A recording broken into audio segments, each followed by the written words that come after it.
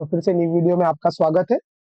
आइए हम बात करने वाले हैं इस वीडियो में फिर से, जैसे कि हमने कल स्टॉक एनालिसिस की थी इंट्राडे के लिए, उसी तरह से इसको भी पहले कल कल का जो स्टॉक्स दिया था उसको एक बार रिव्यू कर लेते हैं और आज के दो नए स्टॉक है उसके बारे में बात करेंगे। वीडियो को शुरू करते हैं।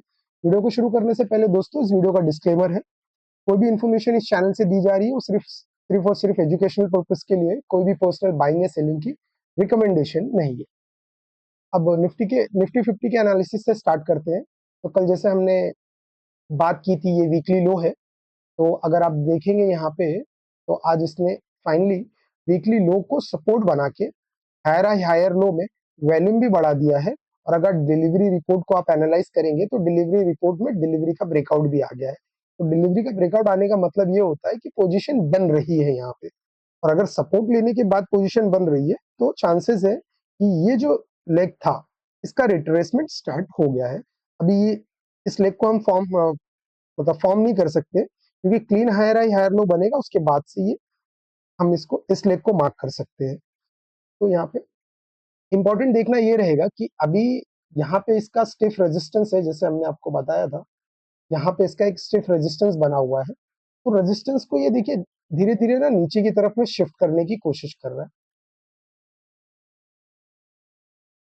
ये रेजिस्टेंस 1 था, रेजिस्टेंस नीचे की तरफ में शिफ्ट हो रहा है।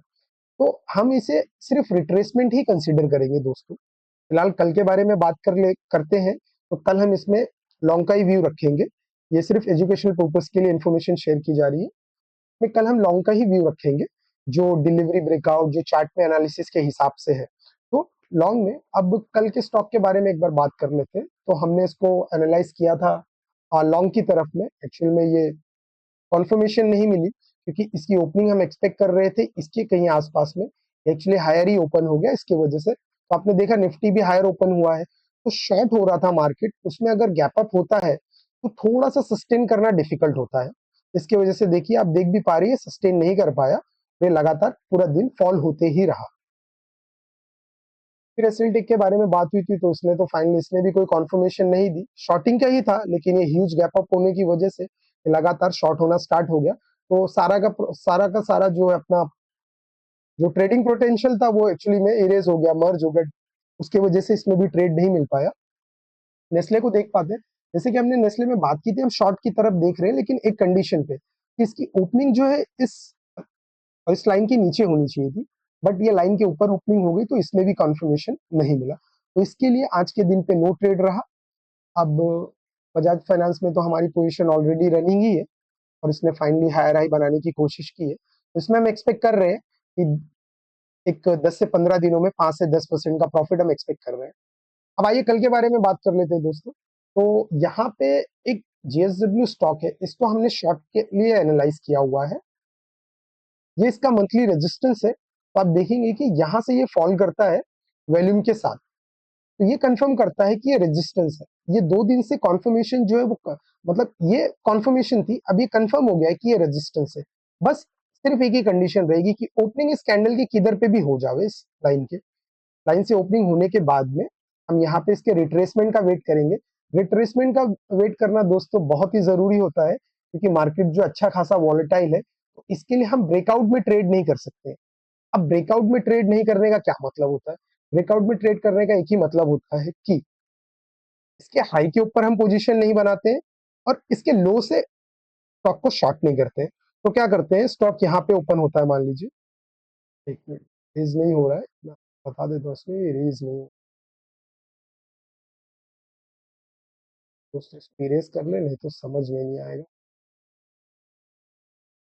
थोड़ा सा वीडियो लंबी हो जाएगी, बट डोंट वरी, इन्फॉर्मेशन बहुत इंपॉर्टेंट है एजुकेशनल पर्पज से। तो जैसे कि यहाँ पे ओपन होता है, हम यहाँ पे ब्रेकआउट ट्रेड का मतलब होता है कि लो के नीचे शॉर्ट नहीं करेंगे और हाई के ऊपर जो है लॉन्ग नहीं करने वाले। तो उसमें क्या होगा, अगर ये यहाँ पे कहीं ओपनिंग देता है तो हम पूरी कोशिश करते हैं कि पहले ये शॉर्ट हो जाए, क्योंकि लॉन्ग हो जाए, क्योंकि अगर ये लगातार यहाँ से गिरना शुरू हुआ तो फिर हमें इसमें कॉन्फर्मेशन नहीं मिलेगी, हम इसको छोड़ देंगे। लेकिन अगर ये यहाँ पे ओपनिंग देता है और उसके बाद इजिली आके यहाँ पे कुछ हमारी कॉन्फर्मेशन मिलती है, फिर हमको इस तरह से शॉर्टिंग की अपॉर्चुनिटी हम ढूंढ सकते हैं इसके अंदर। ठीक है। अब जो है बढ़ते हैं हमारे नेक्स्ट स्टॉक पे। तो क्या होता है दोस्तों, अभी वॉलेटाइल मार्केट है ना, तो एग्जैक्टली डायरेक्शन क्लियर नहीं है।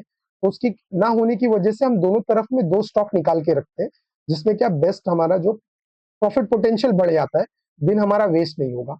अब यहाँ पे हम देखने की कोशिश करेंगे कि ये जो है ना स्टॉक है, कल अगर आप नोटिस करेंगे ना तो ये कल के दिन जो है वो टॉप लूजर में रहा आईटी स्टॉक में। तो कोई भी स्टॉक दोस्तों अगर टॉप लूजर में चला जाता है तो उसका सीक्वेंस बन जाता है नंबर 50 स्टैक रैंकिंग के हिसाब से।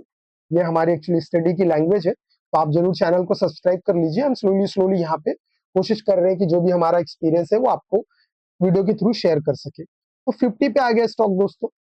50 आने के बाद अभी कोशिश करता है ना मूव होने के लिए ऊपर की तरफ 49, 46, 45, 40 इस तरह से। तो इसने आज कॉन्फर्मेशन दे दी है।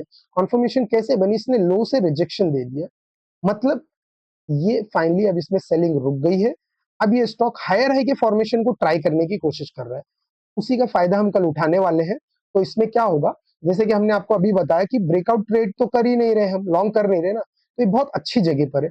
अगर ये लो प्राइस और इसका क्लोजिंग प्राइस ओपनिंग होने के बाद ओपनिंग होने के बाद इस तरह से मोमेंटम में आ सकता है, तो हम कोशिश करेंगे हमारा एक ट्रेड इनिशिएट करें कॉन्फर्मेशन लेने के साथ साथ। ठीक है दोस्तों, तो इसको आपकी वॉच लिस्ट में रख लीजिए। ओपनिंग के बाद से इसको मॉर्निंग में आप एक्शन लिस्ट में ला सकते हैं। तो इसी तरह की वीडियो देखने के लिए, एनालिसिस सीखने के लिए हमारे चैनल को सब्सक्राइब कर लीजिए। मिलते हैं कल दूसरी वीडियो में।